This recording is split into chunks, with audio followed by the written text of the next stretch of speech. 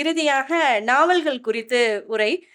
எழுத்தாளர் திரு ராஜகோபாலன், ராஜகோபாலன் விற்பனைத்துறை மேலாண்மை சார்ந்த நூல்கள் எழுதியுள்ளார்.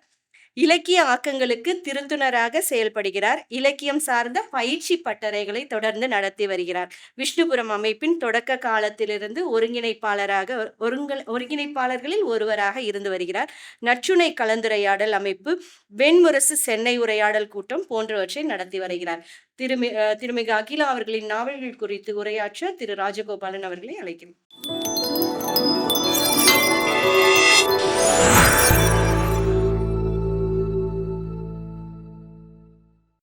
நண்பர்களுக்கு வணக்கம். இந்த சரியா இருக்கா? இறுதியாக வந்து பேசுறதுல ஒரே ஒரு சிக்கல் தான். எல்லாரும் நமக்கு முன்னாடி பேசியிருப்பாங்க. அவங்களுக்கு ஒரு மகிழ்ச்சியா இருக்கும், இதுதான் இறுதி அப்படின்னு சொல்லி. ஆனா இதெல்லாம் தனித்தனிங்கிறதுனால தைரியமா பேசலாம்.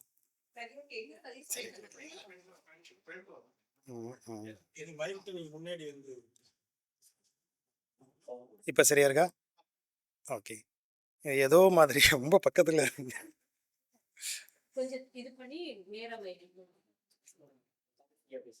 சரி, இப்ப சரியா இருக்கு இல்லையா? ஓகே. இந்த முதல் விஷயம், ஒரு எழுத்தாளருக்கு அவருடைய படைப்புகளை குறித்த ஒரு ஒட்டுமொத்த பார்வையை கொடுக்குற மாதிரியான கூட்டம் அப்படிங்கிறது அது ஒரு நல்ல விஷயம். ஏன்னா நமக்கு எல்லாமே துளி துளியாக ஒரு ஃப்ராக்மெண்டடாக தான் நம்ம எழுத்தாளர்களை பார்க்குறோம். ஒரு கவிதை தொகுப்பு, அப்புறம் சிறுகதை, அப்படி தனித்தனியாக இருக்கிற இடத்துல இது ஒட்டுமொத்தமாக பார்க்குற ஒரு வாய்ப்பு நல்ல விஷயம்.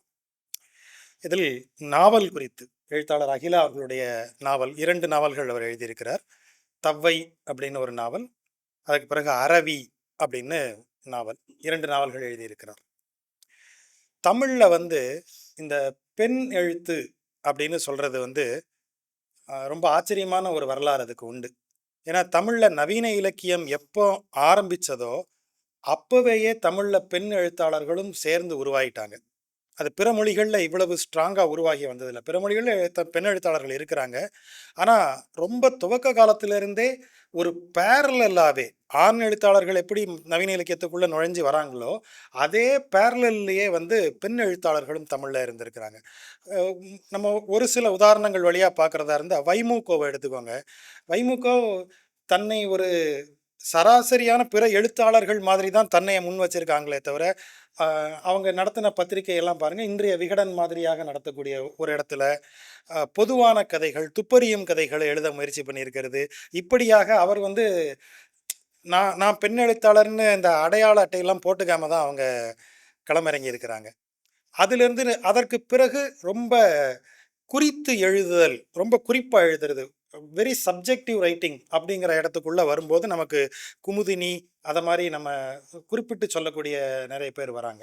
அனுத்தமா அப்படி வராங்க. அதில் நம்ம ஒரு ஸ்டாராக தூக்கி வைக்கிறதா இருந்தால் அவங்க சூடாமணியை தான் வைக்கணும்.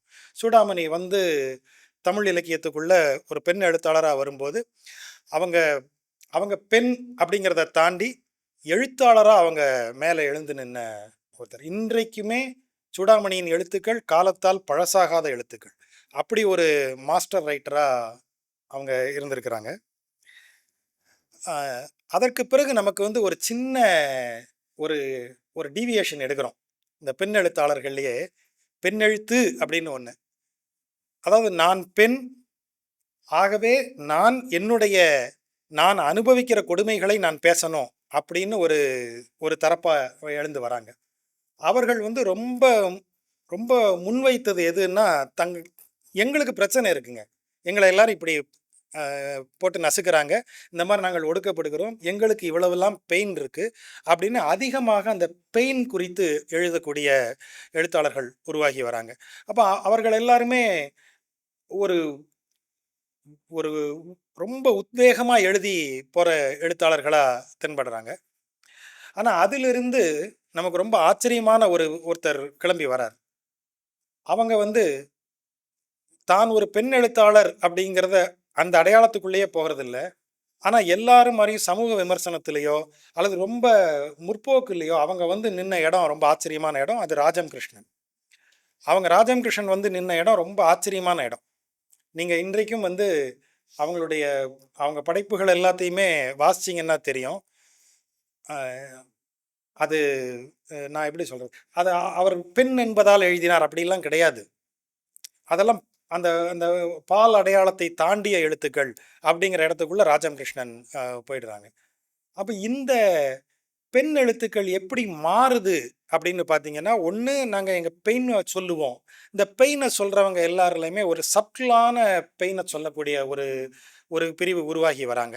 அவங்க பார்த்தீங்கன்னா, அஹ், அந்த கதாநாயகிகள் எல்லாருமே சாவித்திரி மாதிரி தான் இருப்பாங்க.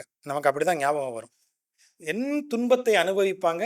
அந்த துன்பத்தை மனதிற்குள் அப்படியே அப்படியே வச்சுக்கிட்டே துன்பங்களை தாங்கி தாங்கி தாங்கியே கண்ணீர்லேயே எதிர இருக்கிற ஆளை கரைச்சு அவங்க கடைசியாக ஒரு ஒரு நல்ல முடிவை வந்து சேர்ந்துருவாங்க. அப்படி நிறைய இருக்காங்க. அஹ் லக்ஷ்மி தான் அதுக்கு சிறந்த உதாரணம். நீங்கள் எடுத்தீங்கன்னா அந்த அந்த கதாநாயகிகள் எல்லாருமே வந்து ஒரு உயர்ந்த லட்சிய நோக்கோட, அந்த லட்சிய நோக்கம் ஒரு இல்லத்தை திருத்துவதாக இருக்கும். அப்படியே அதை உருவாக்கி அப்படி திருத்தி அந்த கேரக்டர்கள் எல்லாம் சரி பண்ணி கடைசி அத்தியாயத்தில் எல்லாரையும் மனம் திருந்த செய்து அப்புறம் எல்லாமே சுமூகமாக முடியக்கூடிய மாதிரி இருக்கும். அதில் பெண்கள் படக்கூடிய துயரங்கள்லாம் வரும். ஆனால் நமக்கு தெரியும் ஒரு மனநிறைவு இருக்கும். கடைசி அத்தியாயத்தில் இந்த துயரங்கள்லாம் என்ன ஆயிரும், எப்படியும் மறைஞ்சிரும் அப்படின்னு நம்ம ஒரு தைரியத்தோட அதை வாசிக்கலாம். அந்த வரிசை ஒன்று இன்ன வரைக்கும் தொடருது. ரமணீச்சந்திரன் அதற்கு பிறகு 1000 நாவல் எழுதின பெயர்கள்லாம் இருக்கு. அது எனக்கு திகிலா இருக்கு. அந்த பெயர்களில் யாரையும் வாசிச்சது இல்லை. ஆனால் பல பெயர்களில் இருக்கிறாங்க. நிறைய பேர் இருக்காங்க. அது எல்லாமே அந்த வகை தான். அந்த தொடர்ச்சி நீங்கள் பார்த்துட்டே வரலாம். ரமணீச்சந்திரன் அதுக்கு அடுத்த ஸ்டார். அப்படி அந்த அந்த திருத்தி ஒரு ஆணை கையில் எடுப்பது, அந்த தனக்கு மேல் சுமத்தப்படுவது எல்லாத்தையும் பொறுமையோடு தாங்குதல் அப்படின்னு வரக்கூடிய எழுத்து வந்தது. இல்லைன்னா இன்னொரு பக்கம் முற்போக்காக போயிடணும். நேர எடுத்தவொடனே அருவாள் தான். பேச்சே கிடையாது. எடுத்தவொடனே 2 கொலையை பண்ணிட்டு தான் பெண்ணுரிமை என்றால் என்ன அப்படின்னு அப்படி பேசணும் ரத்தத்தோடங்கிற ஒரு முடிவுக்கு போயிடுறது. அதற்கடுத்து நமக்கு தமிழில் நிகழ்ந்த ஒரு ரொம்ப ஆச்சரியமான அல்லது ரொம்ப வியப்பான ஒரு ஒரு இடம் ஒன்று இருக்கு. 70கள்லையும் 80கள்லையும் அந்த இடம் ரொம்ப ஆச்சரியமான இடம். இன்றைக்கு அந்த இடம் நிரப்பப்படாமல் அப்படியே இருக்கு. அனுராதா ரமணன், சிவசங்கரி, இந்துமதி இவங்க எல்லாம் ஒரு கிட்டத்தட்ட ஒரு ஒரு புயல் போல உள்ள வராங்க. அவங்க உள்ள நுழைஞ்சு வந்த இடம் எப்படி இருக்கும்னா, இதே தான் பெண்கள் அடையும் துயர் தான்.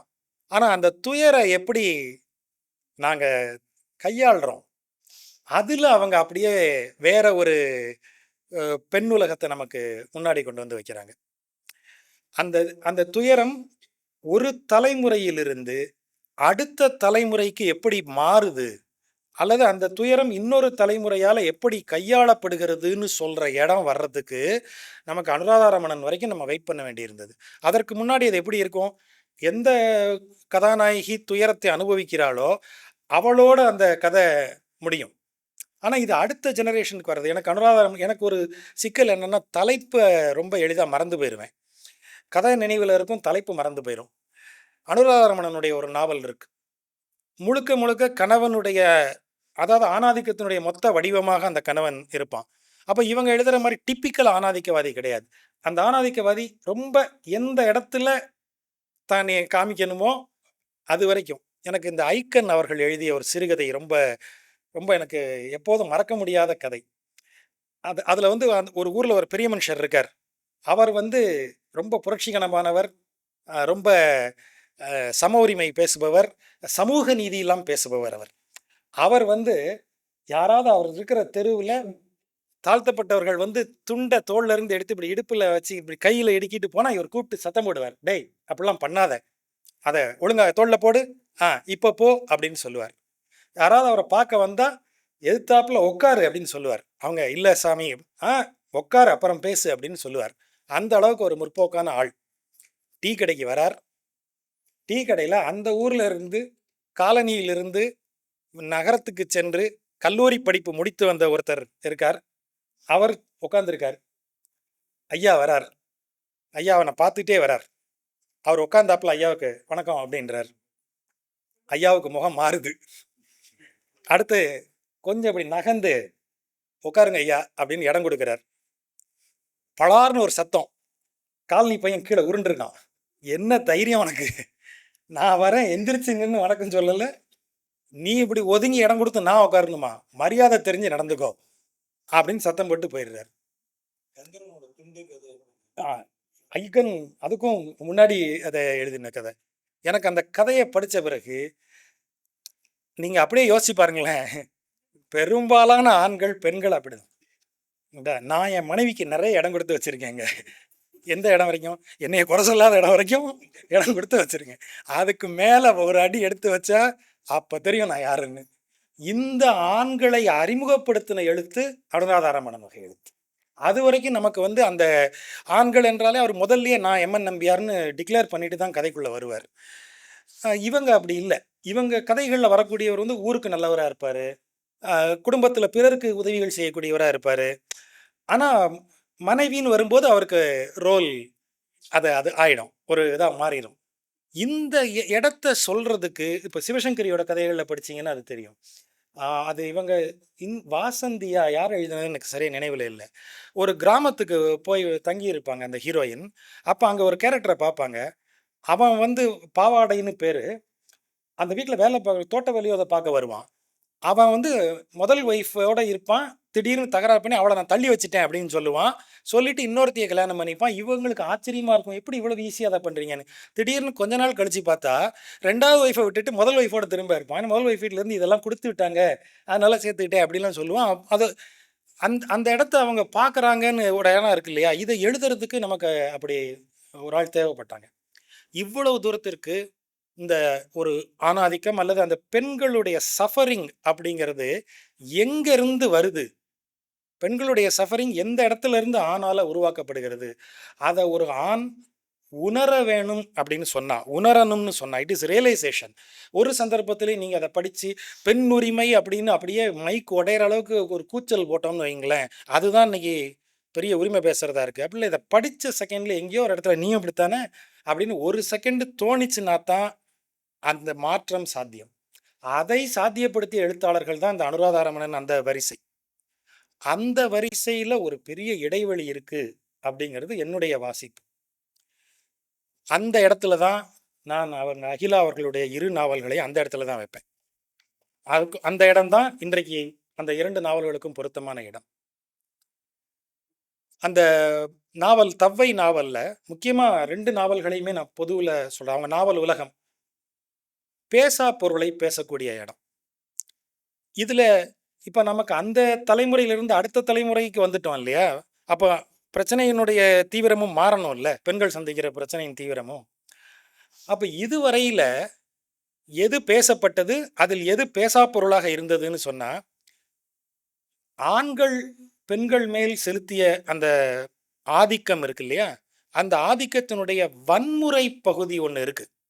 அந்த வன்முறை பகுதி தான் நம்ம அதிகமாக பேசணும். பெண்கள் அவங்க எவ்வளவு டார்ச்சர் பண்ணியிருக்காங்க, எப்படி பண்ணியிருக்காங்கன்னு.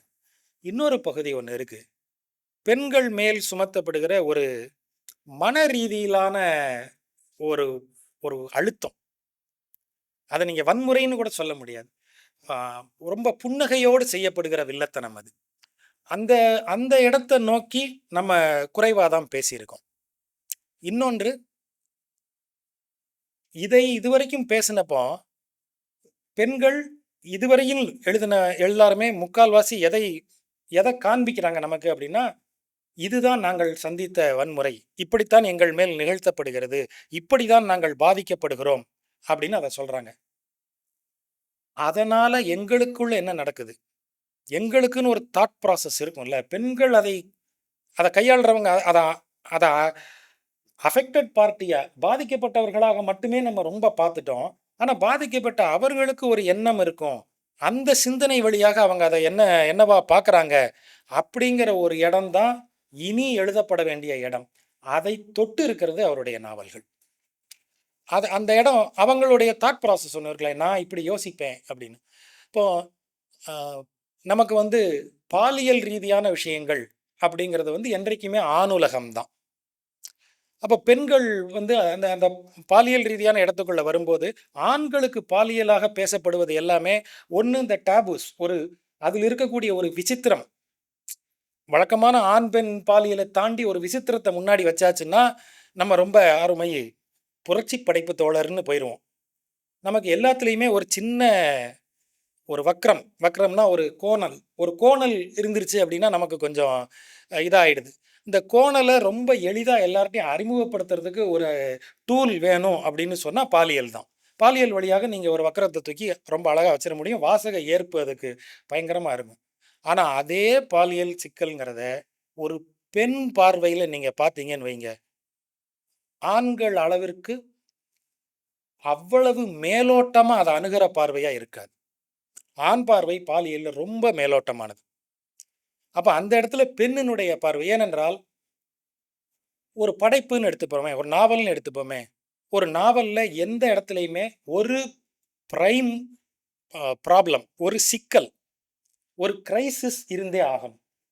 ஒரு பிரைம் கிரைசிஸ், அந்த ஒரு பிரைம் கிரைசிஸை சுற்றி உருவாகிற ஆன்சிலரி கிரைசிஸ், அதை சுற்றி எங்கெல்லாம் பெரிஃபரல், அதை சுற்றி இருக்கிற துணை இடங்கள்லாம் என்னென்ன சிக்கல்கள் வருது, அந்த சிக்கலுக்கும் இந்த சிக்கலுக்குமா என்ன ஒரு தொடர்பு நீங்கள் உருவாக்க முடியும், செட்ஸ் அண்ட் சப்செட்ஸ், இதை தொட்டு அதோட சேர்ந்து இருக்கிற இன்னொன்று, இப்படியாக வந்து தான் நீங்கள் அந்த பிரைம் கிரைசிஸை அடிப்படையாக வச்சு தான் பேசணும். அப்போ அந்த பிரைம் கிரைசிஸ் ஒன்று தான். ஆனால் அதை பார்க்கக்கூடிய ஆண் பார்வை ஒன்று இருக்கும், அதை பார்க்கக்கூடிய பெண் பார்வை ஒன்று இருக்கும். அப்போ பெண் அந்த கிரைசிஸை எப்படி கையாளுறாங்க அப்படின்னு பார்த்தீங்கன்னா, அதை எழுதுறதுக்கு தான் பெண்கள் துணிச்சலாக முன்வர வேண்டும்னு சொன்னால், அதற்குரிய ஒரு திறப்பு தான் தவ்வையும் இந்த அரவிங்கிற நாவல். இரண்டுமே அதை குறித்து பேசக்கூடியது. கணவன் ஆண்மை இல்லாதவன், கணவனால் குழந்தை பேரு கிடையாது. அதை வெளிப்படுத்தாத கணவன் தொடர்ந்து மனைவியை உடல் ரீதியாக துன்பப்படுத்துகிறான். ஏன்னா அப்போ தான் அவள் சைலண்ட்டாக இருப்பா, வேற யார்கிட்டையும் போய் இதை என்னுடைய குறையை சொல்ல மாட்டா. இந்த இடத்துக்குள்ளே பிடிச்சி தள்ளப்பட்ட ஒரு பெண், அதற்கு பிறகு ஒரு 4 தலைமுறை அவள் உருவாக்கி கொண்டு வந்து நிறுத்துறா. இது எப்படி சாத்தியமாச்சு?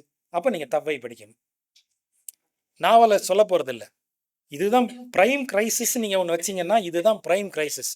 இந்த கிரைசிஸ்லேருந்து அந்த குடும்பத்தை அந்த ஒரு பெண் எப்படி கொண்டு போனா, அப்போ இந்த பெண் எப்படி கொண்டு போனான்னு சொல்கிறத இன்னொரு இடம் வழியாக சொல்கிறோம். அடுத்தடுத்து வர்ற தலைமுறையின் பார்வை வழியாக இந்த தவ்வை வெளிப்பட்டுக்கிட்டே வர்ற இடம் இருக்குது.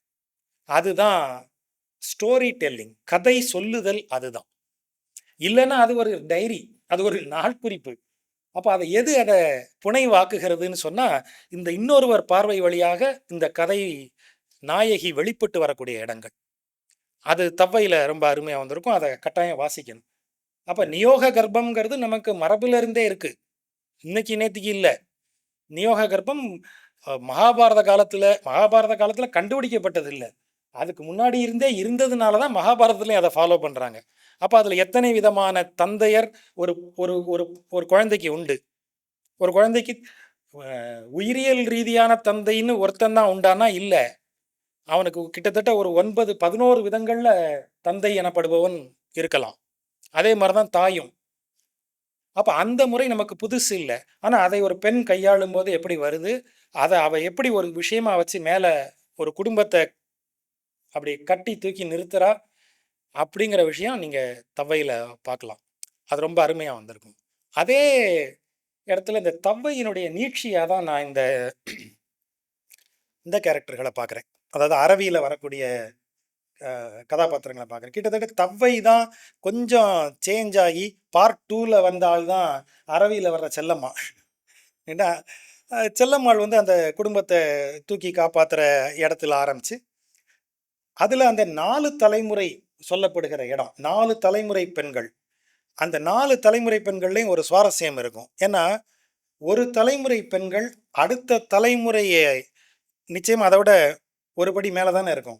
ஆனால் ஒரு படி இந்த 2வது தலைமுறை மேலே ஏறி நிற்கிறதுக்கு முதல் தலைமுறை ஒரு சின்ன பிளாட்ஃபார்ம் அப்படி போட்டு கொடுக்கும். அந்த பிளாட்ஃபார்ம் வழியாக அந்த 2வது தலைமுறை மேலே ஏறும். 2வது தலைமுறை போட்டு தர்ற பிளாட்ஃபார்ம் இன்னும் பெருசாக இருக்கும். 3வது தலைமுறை மேலே ஏறும். 3வது தலைமுறையிலலாம் டைவிங் போர்டு தான், அடித்து தூக்கி மேலே பாஞ்சி போயிடலாம். அந்த முதல் தலைமுறை கொடுக்கக்கூடிய ஒரு சின்ன எக்ஸ்டென்ஷன் இருக்கு இல்லையா, அந்த எக்ஸ்டென்ஷன் எல்லாமே ரொம்ப ரொம்ப அழகாக இந்த 2 நாவல்கள்லையுமே வந்திருக்கு. அதுதான் கவனிக்க வேண்டிய இடம். இதை படிக்கிற ஆண் உண்டு என்றால் அந்த ஆண் கவனிக்க வேண்டிய இடம் தான். இந்த எக்ஸ்டென்ஷன் ஒரு ஆண் லெஃப்ட் ஹேண்டில் கொடுக்கக்கூடியது. ஒரு ஆணால் அதை ரொம்ப ஈஸியாக அப்படி பண்ணிட முடியும். ஆனால் அதையே ஒரு பெண் அந்த குடும்பத்தில் செய்யணும்னா அதை எப்படி சொல்கிறது? 100 மீட்டருக்கு முன்னாடி இருந்து நாங்கள் ஓடுவோம், இவங்க 100 மீட்டருக்கு பின்னாடி இருந்து துரத்தி எங்களோட சேர்ந்து ஒரே எல்லைக்கோட்டை போய் தொடணும். அப்படி வர வேண்டிய இடம். அதை காண்பித்திருக்கு. ஒன்றும் இல்லை, குழந்தைய பள்ளிக்கூடம் அனுப்பணும், பெண் குழந்தைய கல்லூரிக்கு அனுப்பணும். எவ்வளோ சாதாரணமாக இன்னைக்கு நினைக்கிறோம். ஆனால் அது இன்னைக்கு ஏதோ ஒரு கிளவி கிடந்து போராடி இருக்கும்.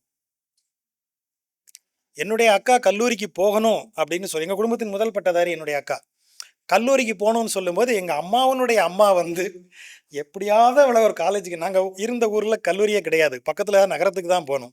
அங்கே போய் அப்போ ஹாஸ்டலுங்கிறதெல்லாம் பெரிய இது கிடையாது. எப்படி அப்படின்னு சொல்லும்போது எங்கேயாவது அனுப்பி படிக்க வைன்னு சொல்லி அவங்களே எங்கள் பெரியம்மாட்ட பேசி எங்கள் பெரியம்மா இருக்கிற ஊருக்கு அனுப்பி படிக்க வச்சாங்க. இன்றைக்கு கல்லூரிக்கு பெண்களை அனுப்புவது என்ன பெரிய விஷயமா இருக்குது? ஆனால் ஒரு 30 வருடங்களுக்கு முன்னாடி அது பெரும் போராட்டமான விஷயமா இருந்தது. அந்த குடும்பத்தினரே சிக்கலாகி என்ன செய்ய, எப்படி இது கிட்டத்தட்ட உறக்கமற்ற இரவுகளை எல்லாம் கொடுத்துருக்கு. அந்த சின்ன எக்ஸ்டென்ஷன், ஒரு ஒரு கிளவி வந்து போடக்கூடிய சின்ன எக்ஸ்டென்ஷனுக்கு அவ்வளவு போராட்டம். ஆனால் அது மண்ணுக்குள்ளே மறைஞ்சி இருக்கிற அஸ்திவாரம் மாதிரி ஆயிடுச்சு. நம்ம மேலே எழும்புற பில்டிங்கை பார்க்குறோம், கட்டடங்களை பார்க்குறோம், கீழே இருக்கிற அஸ்திவாரம். அப்போ அதை சொல்கிறதுக்கு தான் ஒரு எழுத்தாளர் வரணும்.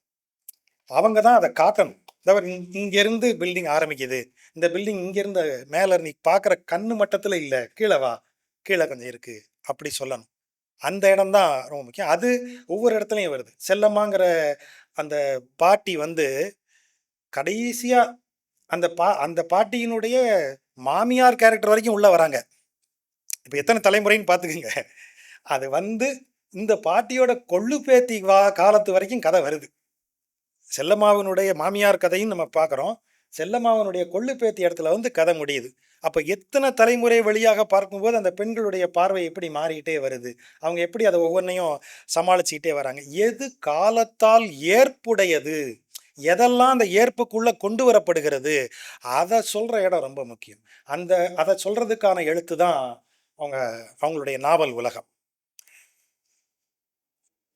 எனக்கு இப்போதைய திரைப்படங்களை கொஞ்சம் சும்மா ஒரு திரைப்படங்களை பார்த்தேன், ட்ரெய்லர் வரைக்கும் பார்த்தேன். கடந்த 20 வருடங்களில் நான் ஒரு உண்மையை புரிந்து கொண்டேன். இனி திரைப்படத்தில் வில்லன் தான் ஹீரோ.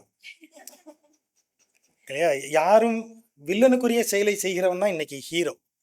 அதனால எல்லாரும் சிறப்புகளை சொன்னதுனால நான் இப்போ ஒரு வில்லன் ரோலை எடுத்து கதாநாயகன் ஆகலான் இருக்கேன். எனக்கு அதை கொஞ்சம் யோசனையில் தான் இருந்தேன். ஆனால் நண்பர் பரிசல் கிருஷ்ணா கடைசியாக வாசிச்சார் பாருங்க, அப்போ வந்து விமர்சன ரீதியாக ஒரு படைப்பை சொல்லணுங்கிறத அவர், அதனால பொறுப்பு அவருடையது. இந்த கதைகளில் இவங்க காட்டக்கூடிய இதில் வந்து வாசிப்பிற்குரியது, அதாவது ஒரு ஒரு இலக்கியம் நல்ல இலக்கியம் அப்படின்னு எப்படி ஆகுது? ஒரு படைப்பு நமக்கே தெரியும். நம்ம ஒரு எழுத்தாளர் வரிசையை வைக்க சொன்னால் எல்லாரும் அந்த ஒரு வரிசையைத்தானே வைப்போம். எல்லாரும் ஒரே வரிசை தான் சார் அப்படின்னு நம்ம ஒரு வரிசையை வைக்கிறோமா? ஒரு நாளும் வைக்க மாட்டோம். நமக்கு அந்த வரிசை வந்து ஏதோ ஒரு படிநிலை ஒன்று உருவாக்குறோம். அப்போ இலக்கியத்தில் ஒரு படைப்பு தூக்கி வைக்கும்போது அது ரொம்ப நல்ல இலக்கிய படைப்புன்னு ஒரு ஒரு அடையாளம், ஒரு டேக் அதுக்கு போடுறோம். அப்போ அதுக்கு அடுத்த நிலையில் ஒரு படைப்பு இருக்குது, இப்போ அதுக்கு அடுத்த நிலையில் ஒரு படைப்பு இருக்குது, அப்படி ஒவ்வொன்றுக்கும் ஒரு இடம் கொடுத்து வைக்கிறோம். அகிலா அவர்களால் ரொம்ப நல்ல படைப்புங்கிற இடத்திற்கு போயிருந்திருக்க முடியும். அதற்கான எல்லா சாத்தியக்கூறுகளும் அவரது எழுத்துல இருக்கு, படைப்புல பார்க்க முடியுது அந்த கூறுகளை.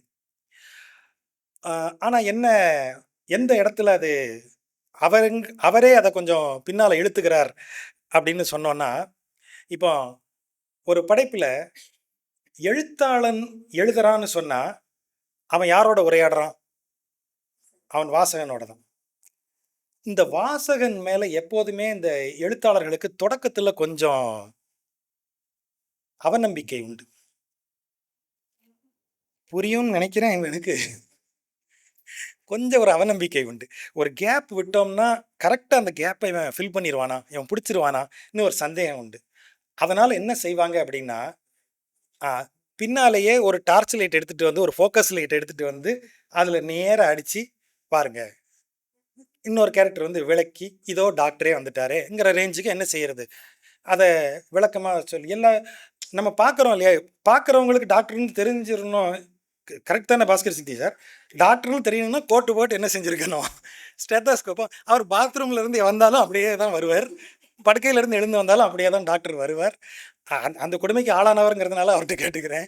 என்ன அப்படி ஒரு அப்ப நமக்கு அத தெளிவுபடுத்த வேண்டிய இடம் இருக்கு இல்லையா? இந்த இடம் ஆரம்ப கால எழுத்தாளர்கள் நெறைய பேர அந்த நல்ல படைப்புங்கிறதுலேருந்து கீழ கூட்டு வந்தது. என்ன சிக்கல்னா, இப்போ ஒரே ஒரு இடம் சொல்றேன். படைப்ப ஃபுல்லா கதையா பேசக்கூடாது. கதைப்படி தவ்வையில அந்த டைட்டில் தான் அந்த ஹீரோயினே. தவ்வைக்கு யார் மூலமா குழந்தை பிறக்கிறதுன்னு கதையில தெளிவா இருக்கு. அந்த கேரக்டர் அந்த வீட்லயே தான் இருக்கிற ஒரு கேரக்டர். அந்த கேரக்டர் திடீர்னு இறந்து போகுது. அது இறந்து போறதுக்கான எந்த வாய்ப்பும் இல்லாத, உடல் கோளாறோ எதுவுமோ இல்லாத நிலையில, அது கிட்டத்தட்ட அது கொலை தான். அது கொலை. வாசிக்கிற நமக்கு தெரியும். இது கொலை. அந்த இடத்துல கரெக்ட்டா அந்த இடத்தோட நிப்பாட்ட முடிஞ்சிருக்கு. ஆனா, ஒரு ஒரு கொஞ்சம் 2 அத்தியாயம் போன உடனே, எழுத்தாளர் அகிலா வந்து வாசகர் அகிலாவா மாறி ஒரு பதட்டம் அடைந்து, அத விளக்கம் சொல்லி, "இவன் தான் கொன்னான். இப்படித்தான் கொன்னான். இது அவர் கண்டுபிடிச்சு அவர் அந்த இடம் வரும்போது தான், வாசகனுக்கு இடம் இல்லையே! வாசகன் அங்கேயே அவன் கதைக்கு உள்ள இருக்கான்னா, அவன் அவன் சாட்சியா பார்த்துட்டு இருக்கான்னு அர்த்தம்.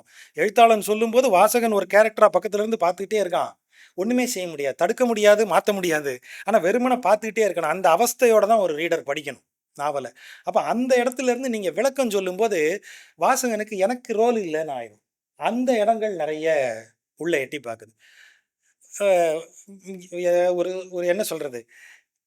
ஒரு நல்ல எடிட்டர் உட்கார்ந்திருந்தா அந்த இடத்த கட் பண்ணி தூக்கியிருக்கலாம். அப்போ அந்த கதையில இருக்கக்கூடிய அந்த இடம் ரொம்ப வலுவான இடமாக மாறியிருக்க வேண்டிய இடம். அந்த இடத்த சுத்தி கொஸ்டின் வந்துகிட்டே இருக்கும். யார் யார் அது? யார் செஞ்சிருக்க வாய்ப்பு இருக்கு? ஒரு கியூ மீனிங் ஒரு ஒரு ஹிண்ட் மாரி அது ஒரு குறிப்பு கொடுக்கலாம். இப்படி ஒரு விரல் இப்படி காட்டலாம். அது வழியாக நீங்க பார்க்கிறது தான் வாசகனுக்கு உணரக்கூடிய இடம். அது நெறைய இடங்கள்ல ஓப்பன் ஆயிருச்சு. அப்புறம் எனக்கு தனிப்பட்ட முறையில அகிலாவை சிறந்த எழுத்தாளர்ன்னு நான் முன்வைப்பதற்கு அதுல திருநெல்வேலி மொழி இருக்கிறது ஒரு காரணம். இந்த திருநெல்வேலி மொழியில எழுதுற எல்லாருமே சிறந்த எழுத்தாளர்கள்ங்கிறது என்னுடைய மாற்ற முடியாத அபிப்பிராயம். ரைட்டா? ஆகவே அ ஒரு அ அப்போ இந்த திருநெல்வேலி ஸ்லாங் உள்ள வருது இல்லையா? அதுல ஒரு ரொம்ப நுணுக்கமான இடம் இருக்கு. இப்போ என்னை பார்த்து பேசுறது, என்னுடைய அலுவலகத்துல இருக்கிற வேலை பார்த்த நாட்கள்ல, எல்லாரும் "நிஜமாவே நீ திருநெல்வேலியா?" அப்படின்னு கேட்பாங்க. ஏன்னா, என்னுடைய மொழியில திருநெல்வேலி வரவே வராது. நான் அவங்கள்ட்டலாம் சொல்றது ஒண்ணு உண்டு. இன்னொரு திருநெல்வேலிக்காரன் கூட நான் பேசும்போது பாருங்க. அது நீங்க தவிர்க்கவே முடியாது. இன்னொரு திருநெல்வேலி இப்ப அண்ணாச்சி கடையில நான் நின்னு பேசினேன்னா, எனக்கு திருநெல்வேலி ஸ்லாங் வரும். அவரோட பேசும்போது. ஸ்ரீலங்கன்ஸ்ட பார்க்குறேன். தமிழ் வந்து நார்மலா பேசுவாங்க. ஸ்ரீலங்கன்ஸ் பீப்பிள் வந்து அவங்க ஆள பார்த்தா ஆமா. அப்படியே இது மாறும். அதுதானே மொழி. இங்க இருக்கிறது இங்க இருக்கிறது தமிழ். அங்க தமிழ் இருக்கு. அதனால அவங்க தமிழ்ல பேசுறாங்க. நம்ம தமிழ்ல பேசுறோம் என்ன? அப்ப இப்படி ஒரு லாங்குவேஜ்ல ஒரு பிரில்லியன்ஸ் இருக்கு. இது எங்க நீங்க பார்க்கலான்னு சொன்னா, இன்றைக்கு இருக்கிற குடும்ப அமைப்ப பார்த்தீங்கன்னா, ஒரு சுவாரஸ்யம் இருக்கும். கிழவி அப்படியே டிப்பிக்கல் ஊர் கிழவியா இருக்கும் அந்த வீட்ல. பாம்படம்லாம் போட்டு அது உட்காந்துருக்கும். அவர் பையனோ, பொண்ணோ ஏதோ ஒரு சென்ட்ரல் கவர்மெண்ட்லயோ, ஸ்டேட் கவர்மெண்ட்லயோ ஒரு வேலை கிடைச்சு, அவர் ஓரளவுக்கு தன்னை கொஞ்சம் கட்டம் போட்ட சட்டையெல்லாம் போட்டு இன் பண்ண ட்ரை பண்ணி, அப்படி ஒரு ஆளா அவரு காட்சி அளிப்பார். அவருக்கு அடுத்த தலைமுறை அப்படியே மாறி பெங்களூர், ஹைதராபாத், யுஎஸ் அப்படி வேலை பார்க்கிறதா இருக்கும். இந்த 3வது தலைமுறை, முதல் தலைமுறைய சந்திச்சு பேசும்போது நீங்க பார்த்தீங்கன்னா, அப்படியே ஊர் லாங்குவேஜ் பேசுவாங்க. இடையிடையில அந்த வீட்ல பேசுற லாங்குவேஜ் இருக்கு இல்லையா? இப்ப இதுல வந்து சொல்லும்போது, திருநெல்வேலிக்காரங்க யாருக்கும் வந்து கேட்கறது கிடையாது. "கேக்கேன். உன்கிட்ட தானே கேக்கேன்." அப்படிதான் சொல்லணும். "உன்கிட்ட தானே கேட்கிறேன்." இல்லை உங்ககிட்ட தானே கேட்கேன். அப்படியே அந்த திருநெல்வேலிக்காரனை இப்படி திருப்பி விட்டு இந்த கோயம்புத்தூர்காரங்கள்ட்ட பேச சொல்லுங்க, உங்கள்கிட்ட தானே கேட்குறேன் அப்படின்னு பேசிடுவோம். இப்படி திரும்பினோன்னா உங்கள்கிட்ட தானே கேட்கேன், இதில் அந்த கேரக்டர்கள் அப்படி பேசுது. அது ரொம்ப பிரில்லியண்டான இடம் அப்படின்னு மகிழும் போதே அடுத்த வரியில அப்படியே ஒரு எழுத்து தமிழ் வந்துடும் என்று தான் நான் சிந்தனை செய்து கொண்டிருக்கிறேன். அதை உன்கிட்ட சொல்லும்போது நீ கேட்க மாட்டேங்க. அது ஏன் அப்படி ஆச்சுன்னு எனக்கு தெரியல. நான் கூட இங்கிலீஷில் எழுதி கூகுள் டிரான்ஸ்லேஷனில் கொடுத்தாங்களான்னு தெரியும் அப்படி நினச்சிக்கிட்டேன். ஆனால் அதை மாதிரி ஒன்று இருக்குது. ஒரே ஒரு 4 வரியில் 2 வரி வந்து அருமையான பேச்சு தமிழ் வருது. அந்த பேச்சு தமிழ்லேயே அந்த நுணுக்கம் இருக்குது. 2 பேர் பேசிக்கும் போது எப்படி அதுவே அவங்க பக்கத்து வீட்டு மாமியோட பேசுகிற இடத்துல தெளிவான நார்மல் ஒரு ஒரு பழகு தமிழ் வருது. இந்த வழக்கு தமிழ் வரக்கூடிய இடம் அங்கே வரும்போது அந்த மாற்றம் வருது. ஆனால் அதில் 2வது வரி வரும்போது டக்குன்னு ஒரு தமிழை ஆங்கிலத்திலிருந்து தமிழை மொழிபெயர்த்தா ஒரு மொழி வரும் இல்லையா, அந்த மொழி உள்ளே வந்துடுது. ஸோ இது 2யும் பண்ணும்போது சாம்பார் விட்டு பிஸா சாப்பிட்ட மாதிரி ஒரு ஃபீல் ஆகிடுது. அது மட்டும் கொஞ்சம் சரியாக இருக்க வேண்டிய இடம். இதுக்கு மேலே ஒரு படி போக முடியும் என்றால் இது ஏன் இன்னும் பெட்டராக போக வேண்டிய இடம் அப்படின்னா, நம்ம ப்ரைம் கிரைசிஸ்னு ஒரு விஷயம் பேசணும் இல்லையா, இலக்கியத்தில் ஒரு நல்ல இலக்கியம் நீங்கள் சொன்னீங்கன்னா அந்த ப்ரைம் கிரைசிஸை பேசணும். இந்த ப்ரைம் கிரைசிஸ் தனித்து நிற்பது. இப்போ இந்த மேடையில் இருக்கிற 5 பேரையும் ஒரு கேரக்டராக வச்சு நம்ம ஒரு நாவல் எழுதுகிறோன்னா இந்த ப்ரைம் கிரைசிஸ்ங்கிறது சவிதாவுக்கு மட்டும்தான் இருக்கணும். சவிதாவோட ஒரே ஒரு ப்ரைம் கிரைசிஸ் அப்படி இல்லை. ப்ரைம் கிரைசிஸ் தனியாக நிற்கிறது. அந்த ப்ரைம் கிரைசிஸ் இதில் யாரை மேஜராக அஃபெக்ட் பண்ணியிருக்கு அப்படித்தான் ஒரு நாவல் கையாள முடியும். இது வரைக்குமான எல்லா நாவலும் பாருங்கள் அப்படி தான் இருக்கும். இப்போ நீங்கள் டால்ஸ்டாயோட இடியட் எடுத்துக்கோங்க. இடியட்டில் வர்ற ப்ரைம் கிரைசிஸ் என்ன? அவன் எந்த மனித மலினங்களும் தீண்டப்படாத ஒரு கேரக்டர் ஒருத்தன் இருக்கான். அவனை சுற்றி நடக்கிற ஒவ்வொன்றையும் அவன் ஒரு மாதிரி வியப்பாகவும் இதாகவும் அப்படியே அப்படியே பார்த்துட்டு இருக்கான். அப்போ இதை நீங்கள் யாருடைய பேர் டக்குன்னு மறந்து போயிட்டேன் பாருங்க. ரஸ்கின் இல்லை மிஷ்கின். மிஷ்கினுடைய ப்ராப்ளமா அது? மிஷ்கினுடைய சிக்கலா அது? அதே சிக்கலை நீங்கள் எத்தனை இடத்துல பார்க்கலாம். வெவ்வேறு ஆட்களுக்கு மேரி கரல் எழுதியிருக்கிறாங்க மாஸ்டர் கிறிஸ்டியன். அதில் வரக்கூடிய கார்டினல் அப்படியே தான் இருப்பார். அவருக்கு இந்த இந்த சிக்கல்கள் எதுவுமே அவரை தீண்டாது. அவர் ஒரு தனி உலகத்தில் நான் உண்டு எங்கள் இயேசு உண்டுன்னு அவர் தனியாக இருப்பார். அப்போ இந்த மாசுபடாத ஒருவர் இந்த மாசுள்ள இந்த உலகத்திற்குள்ளே வந்து அட்டாச் ஆகிறதுங்கிறது ஒரு ப்ரைம் கிரைசிஸ். இந்த கிரைசிஸ் யாருக்கு நிகழுது? அவனை சுற்றி இருக்கிறது அப்படி தான் வரும்.